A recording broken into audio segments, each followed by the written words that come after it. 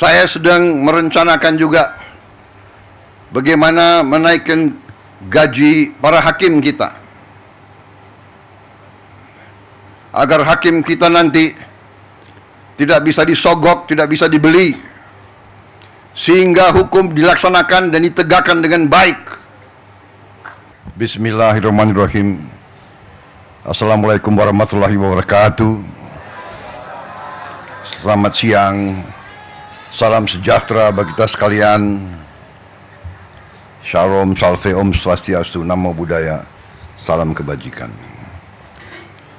Saudara-saudara sekalian,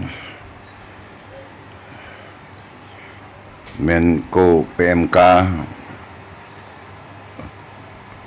Menko Pembangunan Manusia dan Kebudayaan, Profesor Pratikno yang saya hormati, Menteri Pendidikan Dasar Menengah, Profesor Abdul Muti yang saya hormati, Kepala Staf Kepresidenan, Letnan Jenderal TNI Purnawirawan AM Putranto, Sekretaris Kabinet RI, Letnan Kolonel Infanteri Teddy Indra Wijaya yang saya hormati, Wakil Menteri Dalam Negeri Ibu Ripka Haluk yang saya hormati, Wakil Menteri DG Komunikasi dan Digitalisasi Saudara Angga Raka Prabowo, Ketua Komisi 10 DPR RI Saudari Hetifah Saifuddin, Wali Kota Bogor yang saya hormati Saudara Dedi Abdurrahim, Kepala Sekolah Dasar Negeri 5 Cimahpar, Kota Bogor, Jawa Barat, Saudari Titin Sutini,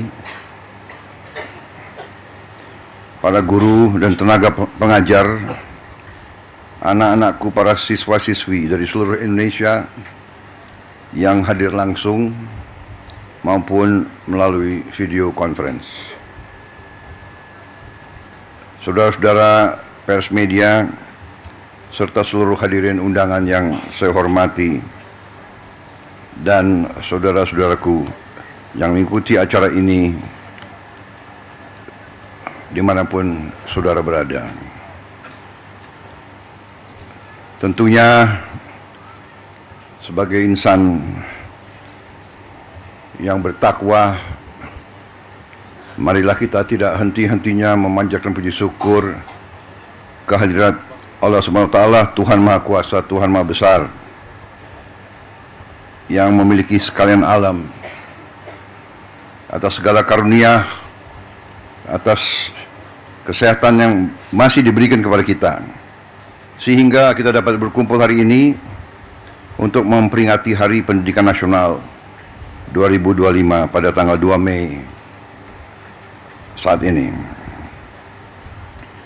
Kita mengerti semuanya bahwa pendidikan adalah jalan yang sangat menentukan bagi suatu kebangkitan, bagi kebangkitan suatu bangsa dan negara. Tidak mungkin kita menjadi negara sejahtera, tidak mungkin kita menjadi negara maju kalau pendidikan kita tidak baik, pendidikan kita tidak berhasil. Pemerintah Republik Indonesia secara beruntun,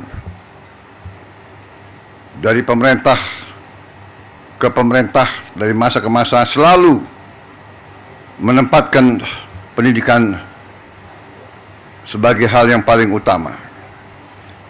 Seluruh elit bangsa menyadari hal ini dan menggariskan strategi pembangunan bangsa yang sudah baik dan sudah benar. Dibandingkan beberapa negara lain, negara kita menempatkan pendidikan sebagai yang teratas dalam APBN, dalam anggaran pembiayaan dan belanja negara. Pendidikan yang paling pertama. Kalau tidak salah, APBN sekarang ini mungkin yang tertinggi selama sejarah Republik, di atas mungkin 22%. Kita bandingkan dengan negara lain, negara India yang utama nomor satu adalah pertahanan. Memang mereka mengalami kemungkinan ancaman terhadap pertahanan mereka. Kita bersyukur bahwa cukup lama berkat kepemimpinan presiden-presiden kita terdahulu, bangsa kita relatif mengalami berapa puluh tahun masa relatif damai. Memang ada berbagai krisis, berbagai gerakan separatis, tapi secara garis besar bangsa kita tidak mengalami perang besar mungkin sudah 60 tahun lebih. Kita bandingkan dengan negara Eropa, tempat lahirnya demokrasi, perang besar sekarang. Di Timur Tengah hampir tidak pernah berhenti perang. Di Palestina, di Gaza, di Suriah, di Lebanon, di Irak, di Yaman, di Libya, di Sudan, sebut saja. Eritrea, Somalia, Chad, Mali, perang. Kita harus bersyukur. Untuk itulah masa sekarang karunia besar dari Yang Maha Kuasa, masa damai, keadaan damai, bukan buah yang jatuh dari pohon. Masa damai bukan sesuatu yang jatuh dari langit. Masa damai adalah upaya pemimpin, upaya pemerintah untuk menjaga keselamatan rakyatnya. Dan dalam masa damai ini, marilah kita semua unsur bangsa, marilah kita gunakan kesempatan ini untuk membangun negeri dengan kecerdasan, dengan kearifan, dengan hati yang bersih, dengan kejujuran,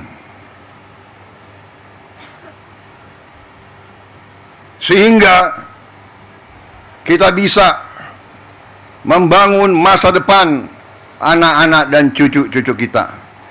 Pendidikanlah yang menentukan apakah negara ini mau jadi negara miskin atau negara ini mau jadi negara yang baik untuk rakyatnya. Pendidikan yang menentukan. Pendidikan sudah dapat alokasi yang besar, tapi marilah kita waspada, mari kita jujur kepada diri kita sendiri. Tidak kita mencari kesalahan siapapun.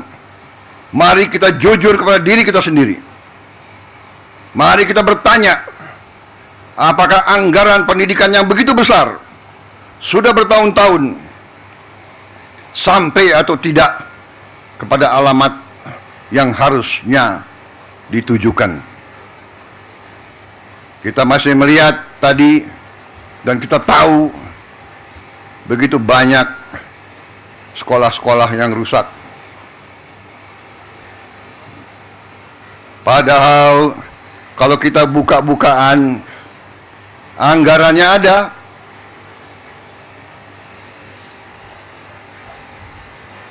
Bagaimana bisa satu sekolah toiletnya hanya satu, WC-nya satu, bagaimana bisa? Ini saya ingatkan tanggung jawab dari pemerintah daerah, tanggung jawab dari wali kota, bupati, gubernur, bersama-sama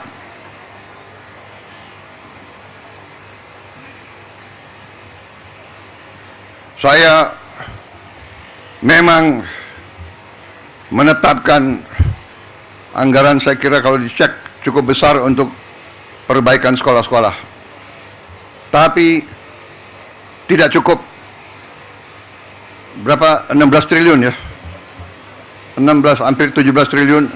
Tapi cukup hal ini untuk mungkin hanya 11.000 sekolah. Ya, 11.000 sekolah kira-kira. Ini tidak cukup. Sekolah seluruh Indonesia adalah 330.000 sekolah. Benar ya Pak Menteri? Yang sekolah negeri berapa Pak Menteri? Dari 330.000. 200.000 sekian. Jadi kalau kita perbaiki 11.000, mungkin perlu 30 tahun sampai sekolah ini semua bisa diperbaiki. Dan kita tidak boleh menyerah. Tidak boleh kita 30 tahun memperbaiki sekolah-sekolah itu. Karena itulah saya bertekad melakukan penghematan terus-menerus. Kita harus memperbaiki sebanyak-banyak sekolah seluruh Indonesia dalam waktu secepat-cepatnya. Inilah yang saya sedang pikirkan terus bersama menteri-menteri saya. Terus-menerus saya memikirkan bagaimana kita cari uang. Bagaimana kita mengelola kekayaan kita. Karena terus terang saja, berkali-kali saya sampaikan, kekayaan bangsa Indonesia masih terlalu banyak yang bocor dan tidak sampai ke rakyat.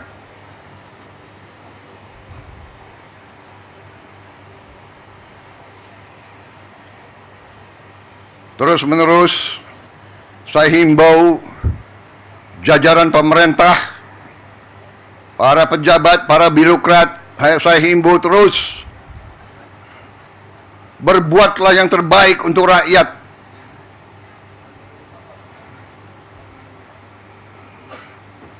Para pejabat, para birokrat diangkat,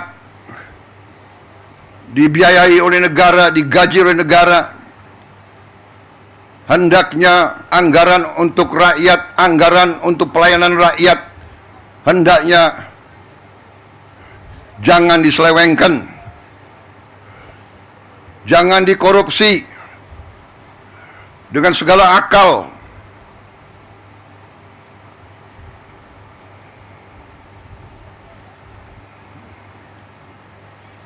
Saudara-saudara sekalian, begitu banyak kebijakan kita yang akan kita lakukan untuk memperbaiki keadaan kesejahteraan rakyat kita dan ASN kita dan guru-guru kita, pejabat-pejabat kita semuanya. Saya sedang merencanakan juga bagaimana menaikkan gaji para hakim kita, agar hakim kita nanti tidak bisa disogok, tidak bisa dibeli, sehingga hukum dilaksanakan dan ditegakkan dengan baik.